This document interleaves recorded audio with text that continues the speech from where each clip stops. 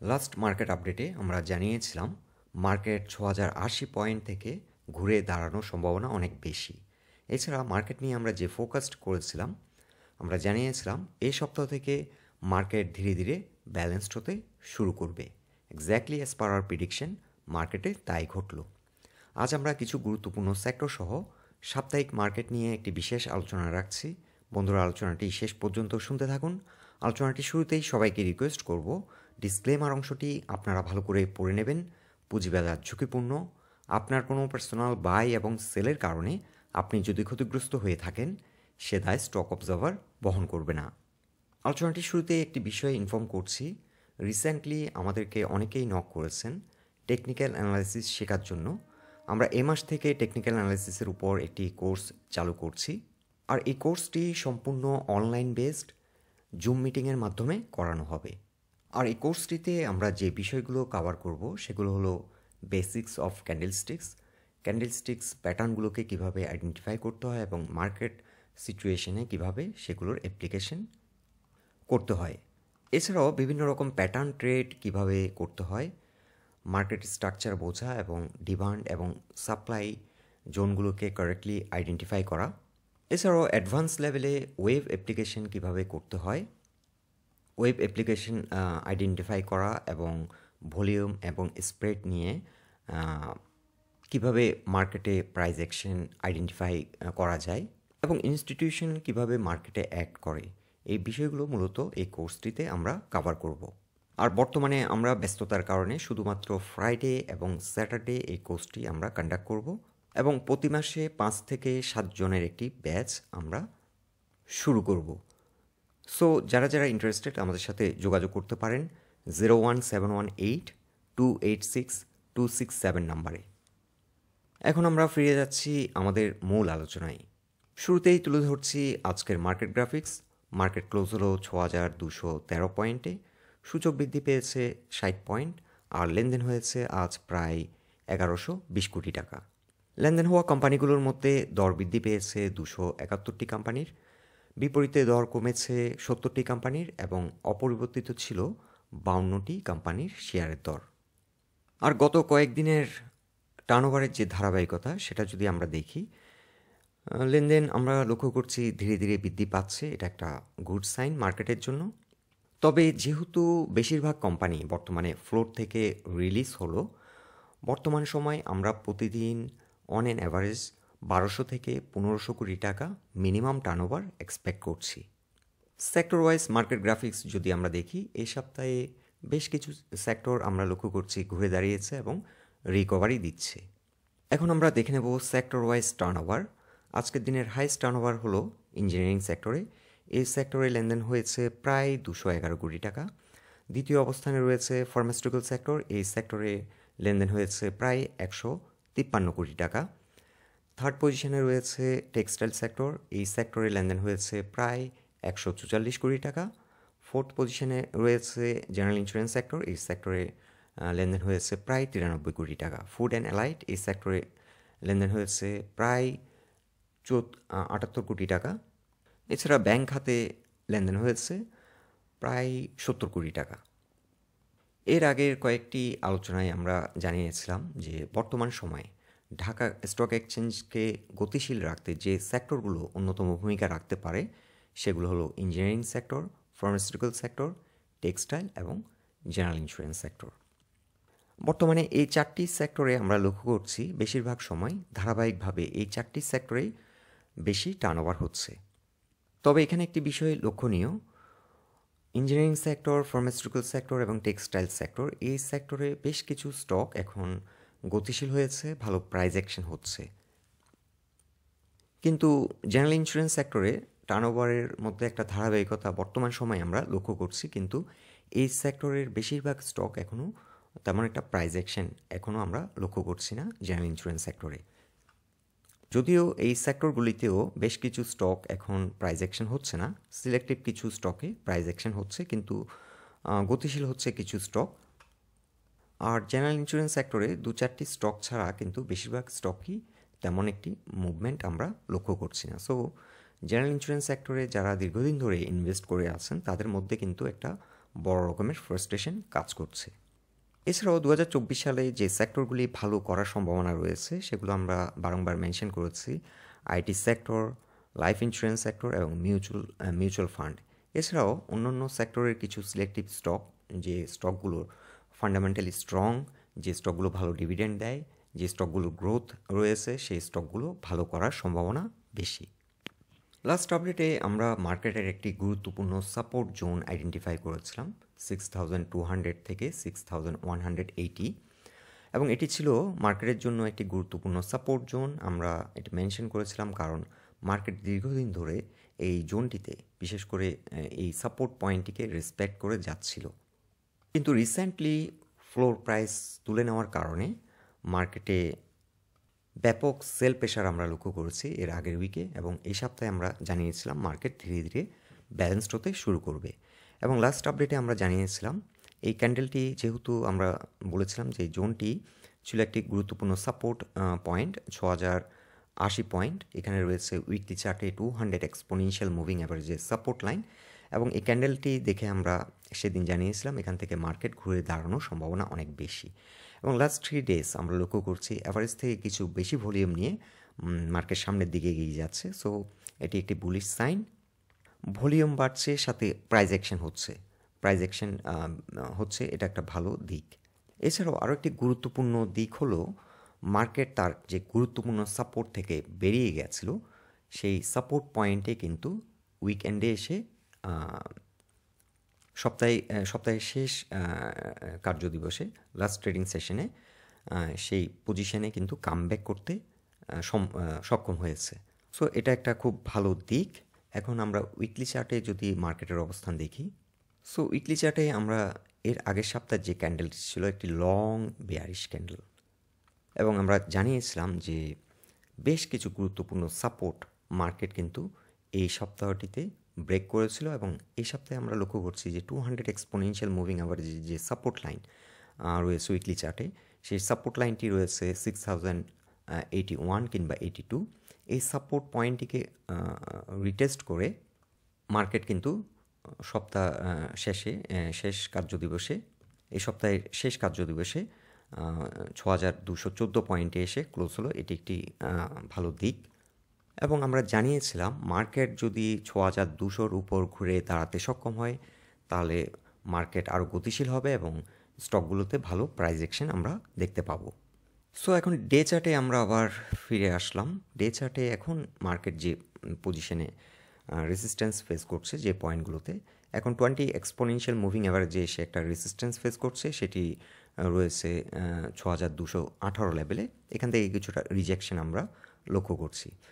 So next উইকে যদি বর্তমান যে টার্নওভার, এই টার্নওভারের ধারাবাহিকতা যদি ঠিক থাকে তাহলে এই রেজিস্ট্যান্সটি ব্রেকআউট করে মার্কেট সামনের দিকে এগিয়ে যাবে এবং পরবর্তী রেজিস্ট্যান্স ফেস করবে 6240 লেভেলে, এবং এরপরে রেজিস্ট্যান্সটি খুবই গুরুত্বপূর্ণ ডে চার্টে 200 এক্সপোনেনশিয়াল মুভিং অ্যাভারেজের রেজিস্ট্যান্স লাইন। মার্কেট মূলত খুবই স্লো হয়ে আছে দীর্ঘদিন যাবৎ। ডে চার্টে 200 এক্সপোনেনশিয়াল মুভিং অ্যাভারেজের নিচে মার্কেট অবস্থান করছে। রিসেন্টলি অ্যাটেম্প্ট নিয়েছিল এটি ব্রেকআউট করার এবং ঘুরে দাঁড়িয়েছিল, কিন্তু ফ্লোর প্রাইস তুলে নেওয়ার কারণে কিন্তু এই যে ছন্দটার পতন ঘটলো এবং মার্কেট হঠাৎ করে কিন্তু ক্র্যাশ করলো।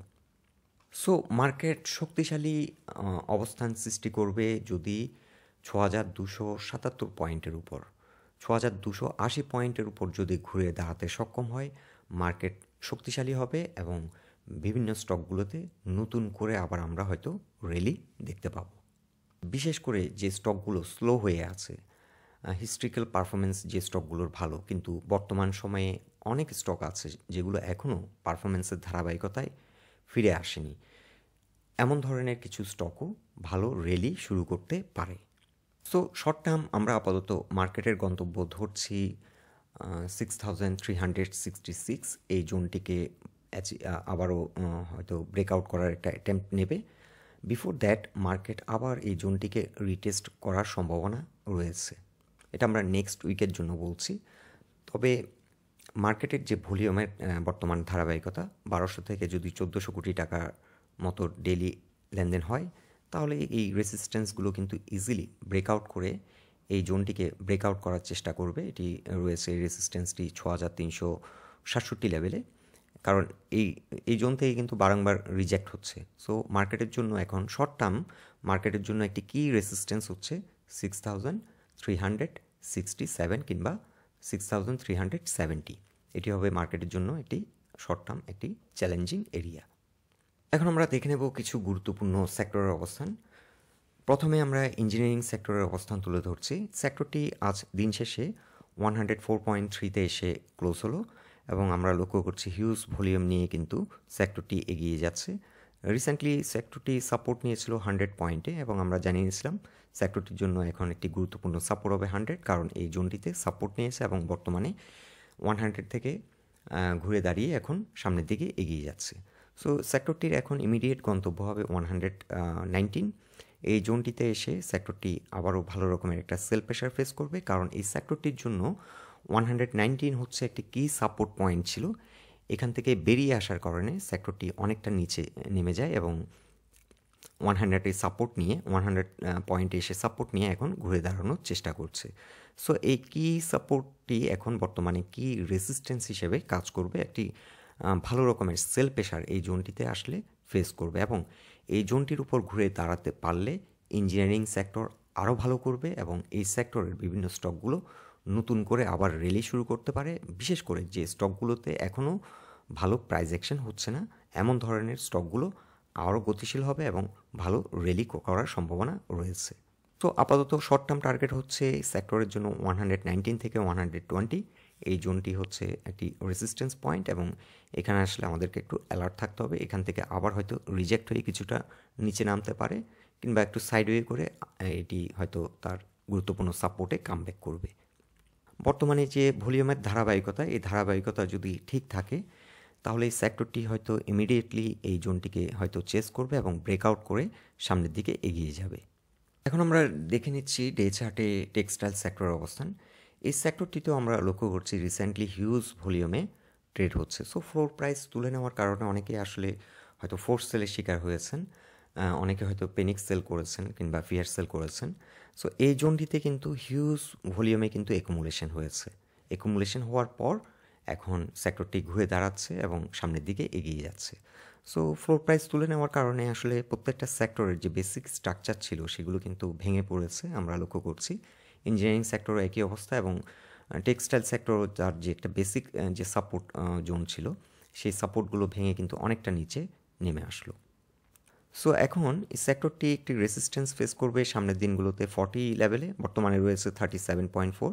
40 লেভেলে এসে একটি রেসিস্ট্যান্স ফেস করবে এবং এর পরে রেসিস্ট্যান্সটি ফেস করবে 41.5 কিংবা 4 লেভেলে। এখানে এসে আবার একটা রেসিস্ট্যান্স ফেস করবে এবং এই রেসিস্ট্যান্সটির উপর ঘুরে দাঁড়ালে তার যে একটি কি সাপোর্ট জোন ছিল সেই সাপোর্ট জোনে এন্টার করবে এবং সেক্টরটি আরও গতিশীল হবে এবং স্ট্রেংথ পাবে। সো বর্তমানে এই সেক্টরের সিলেক্টিভ কিছু স্টকে ভালো প্রাইস অ্যাকশন হচ্ছে, তবে বেশিরভাগ স্টক এখনও ইনঅ্যাক্টিভ, তেমন একটা মুভমেন্ট আমরা লক্ষ্য করছি না। সো সেক্টরটি সামনের দিকে এগিয়ে যাওয়ার সম্ভাবনা রয়েছে। সো শর্ট টার্ম আমরা এই রেসিস্ট্যান্সটি মেনশন করছি, তবে সেক্টরটির এখন টার্গেট হবে 50 পর্যন্ত। আমরা এর আগেও কয়েকটি আলোচনায় আপনাদের জানিয়েছিলাম 50 থেকে 51 আমাদের টার্গেট, ফার্স্ট টার্গেট। এছাড়া ইঞ্জিনিয়ারিং সেক্টরের ফার্স্ট টার্গেট হতে পারে 140 থেকে 142 এবং সেকেন্ড টার্গেট হতে পারে 160 থেকে 172 কিংবা 71। এখন আমরা ডে চার্টে দেখে নেব ফার্মাসিউটিক্যাল সেক্টরের অবস্থান। সেক্টরটি আজ দিন শেষে 426.7-এ এসে ক্লোজ হলো। বর্তমানে 200 এক্সপোনেনশিয়াল মুভিং অ্যাভারেজের যে সাপোর্ট লাইনটি রয়েছে ডে চার্টে, এই সাপোর্ট লাইনটিকে কিন্তু রেসপেক্ট করছে আর এই সাপোর্ট লাইনটি রয়েছে 424.4, কিছুটা উপর অবস্থান করছে, তবে রেজিস্ট্যান্স ফেস করছে এটি 50 এবং 20 এক্সপোনেনশিয়াল মুভিং অ্যাভারেজে এসে রেজিস্ট্যান্স ফেস করছে। তো ফার্মাসিউটিক্যাল সেক্টর আরও গতিশীল হবে, আরও ভালো করবে যদি 430-র উপর ঘুরে দাঁড়ায়, তাহলে এই সেক্টরটি আরও ভাইব্রেন্ট হবে, আরও গতিশীল হবে এবং এই সেক্টরের বিভিন্ন স্টকগুলোতে আরও ভালো প্রাইস অ্যাকশন আমরা দেখতে পাবো। এই সেক্টরটির বিভিন্ন স্টকগুলো এখনও অনেক ডাউনে পড়ে আছে, বিশেষ করে আমরা টেক্সটাইল সেক্টরের অবস্থা একই, বেশিরভাগ স্টকই কিন্তু এখন তলানিতে অবস্থান করছে এবং ইঞ্জিনিয়ারিং সেক্টরের অবস্থানও একই, যেহেতু ফ্লোর প্রাইস তুলে নিয়েছে, অনেক স্টকই হয়তো 40 থেকে 50% উপরে ডাউন হয়ে গেছে, কারণ ফ্লোর প্রাইস থাকাকালীন বিভিন্ন স্টকগুলোতে প্রায় 20-30% কারেকশন হয়েছিল এবং ফ্লোর প্রাইস তুলে নেওয়ার কারণে আবারও 20-30 এবং 40%-এর মতো অনেক স্টক কারেকশন হয়ে গেছে। তো ইন টোটাল আমরা চার্টও আপনাদেরকে দেখিয়েছি, কিছু কিছু স্টক তার রিসেন্ট হাই থেকে 78%-এর মতো নেমে গেছে কিংবা তারও বেশি নেমে গেছে। সো তলানিতে পড়ে আছে। এখন হয়তো 2-4 দিন মুভমেন্ট করলো, সেখান থেকে হয়তো 10-15% রিকভারি দিল, কিন্তু এখনও বেশিরভাগ স্টকই কিন্তু তলানিতেই পড়ে আছে। সো সেক্টরটি আমরা ফার্স্ট টার্গেট এখন সেট করব 458 ফার্মাসিউটিক্যাল সেক্টরের জন্য। যাত্রাপথে যে রেসিস্ট্যান্স ফেস করবে 445-6 লেভেলে একটি রেসিস্ট্যান্স ফেস করবে এবং তার আগে 440 লেভেলে কিছুটা সেল প্রেশার ফেস করবে। বর্তমানে আমরা লক্ষ্য করছি ভলিউমের ধারাবাহিকতা ঠিক আছে, অ্যাভারেজ থেকে কিছুটা বেশি ভলিউমে ট্রেড হচ্ছে, ভলিউমের ধারাবাহিকতা ঠিক আছে। এই ধারাবাহিকতায় যদি আগায় তাহলে সেক্টরটি ভেরি সুন এই যে রেসিস্ট্যান্সটি রয়েছে এটিকে ফেস করবে এবং ব্রেকআউট করে নিউ হায়ার হাই ক্রিয়েট করবে। সো আমরা আপাতত শর্ট টার্ম টার্গেটগুলো নিয়েই আলোচনা করছি। আমরা যখন ইন্ডিভিজুয়াল সেক্টরগুলো নিয়ে আলোচনা করব বিশদভাবে লং টার্ম, শর্ট টার্ম এবং আদার্স বিষয়গুলো তুলে ধরব। এখন আমরা দেখে নেব ডে চার্টে জেনারেল ইন্স্যুরেন্স সেক্টরের অবস্থান। সেক্টরটি নিয়ে কিন্তু আমরা অনেক বেশি হোপফুল। আমরা অনেকগুলো পোস্ট করেছি পরপর যে সেক্টরটি ভালো একটা র্যালি করার সম্ভাবনা অনেক বেশি 2024-এ, এবং আমরা এক্সপেক্ট করছি সেক্টরটি গতিশীল হবে এবং এই সেক্টরের স্টকগুলো সব বেশিরভাগ স্টকই কিন্তু তলানিতেই পড়ে আসছে এবং স্টকগুলোতে দীর্ঘদিন ধরে বেশিরভাগ ইনভেস্টরই কিন্তু হাই প্রাইস এন্ট্রি নিয়ে আটকে আছেন। সো এই সেক্টরটির এখন একটা র্যালি হওয়া খুবই দরকার, এসেনশিয়াল, কারণ অনেকেই এই সেক্টরটিতে কিন্তু স্টাক হয়ে আছে। সো ডে চার্টে যে বিষয়টি আমরা গুরুত্ব সহকারে বিবেচনা করছি, বর্তমানে সেক্টরটি 220 এবং 50 এক্সপোনেনশিয়াল মুভিং অ্যাভারেজের উপর অবস্থান করছে, যার উপর বেস করে আমরা কিন্তু সেদিন একটি পোস্ট করলাম যে জেনারেল ইন্স্যুরেন্স সেক্টর কিন্তু যে কোনো সময় ঘুরে দাঁড়াতে পারে। বাট এখানে একটা বড় ফ্রাস্ট্রেশনের জায়গা হচ্ছে ভলিউমের দিক থেকে কিন্তু এখনও, যদিও ভলিউম গ্র্যাজুয়ালি বৃদ্ধি পাচ্ছে, এই জোনগুলোতে যে ভলিউম হয়েছিল তার তুলনায় কিন্তু এখন ভলিউম বৃদ্ধি পাচ্ছে, এটা একটা গুড সাইন। কিন্তু প্রাইস অ্যাকশন এখনও বেশিরভাগ স্টকে কিন্তু প্রাইস অ্যাকশন হচ্ছে না। হাতে গোনা 2-4টি স্টক ছাড়া কিন্তু বেশিরভাগ স্টকই ইনঅ্যাক্টিভ হয়ে আছে। সো এখানে কিন্তু একটা বড় ফ্রাস্ট্রেশনের জায়গা, বিশেষ করে যারা এই সেক্টরে দীর্ঘদিন ইনভেস্ট করে আটকে আছেন তাদের জন্য। সো আশা করছি নেক্সট উইক থেকে জেনারেল ইন্স্যুরেন্স সেক্টর মুভমেন্টে যাবে, যেহেতু ডে চার্টে 20-50 এবং 200 এক্সপোনেনশিয়াল মুভিং অ্যাভারেজের উপর ঘুরে দাঁড়াতে সক্ষম হয়েছে। সেক্টরটি এখন মুভমেন্ট করার সম্ভাবনা বেশি এবং আমরা আশা করছি এখান থেকে একটা ভালো র্যালি করবে। সো সেক্টরটির জন্য এখন আমরা ইমিডিয়েট টার্গেট সেট করব 56 শর্ট টার্ম টার্গেট। আর যেহেতু সেক্টরটি এখন 220 এবং 50 এক্সপোনেনশিয়াল মুভিং অ্যাভারেজের উপর অবস্থান করছে, সেক্টরটির জন্য একটি কি সাপোর্ট হবে 46.8, এখানে রয়েছে 200 এক্সপোনেনশিয়াল মুভিং অ্যাভারেজের সাপোর্ট লাইন। আর যেহেতু 20 এবং 50 এক্সপোনেনশিয়াল মুভিং অ্যাভারেজের উপর অবস্থান করছে, এই দুটি পয়েন্টও সাপোর্ট হিসেবে অ্যাড করবে 47.5 এবং 47.3। সো বন্ধুরা, এটাই ছিল এই চারটি সেক্টর নিয়ে আমাদের অবজারভেশন এবং ওভারঅল মার্কেট নিয়ে আমাদের অবজারভেশন। এর আগের একটি পোস্টে আমরা অলরেডি মেনশন করেছিলাম যে এই চারটি সেক্টর ঢাকা স্টক এক্সচেঞ্জকে গতিশীল করতে অন্যতম ভূমিকা রাখতে পারে। সো এই চারটি সেক্টরই কিন্তু মার্কেটকে কিছুটা ভাইব্রেন্ট করে তুলছে। আশা করছি অন্য সেক্টরগুলো ভালো করবে সামনের দিনগুলোতে। সো বন্ধুরা, আলোচনাটি যদি ভালো লেগে থাকে অবশ্যই পোস্টটিকে লাইক দিন। আমাদের সাথে থাকার জন্য আপনাদের অসংখ্য ধন্যবাদ। আপনাদের গুরুত্বপূর্ণ মতামতগুলো আমাদেরকে কমেন্ট বক্সে জানাবেন। সবাই সুস্থ থাকুন, ভালো থাকুন। আজকের মতো এখানেই বিদায় নিলাম।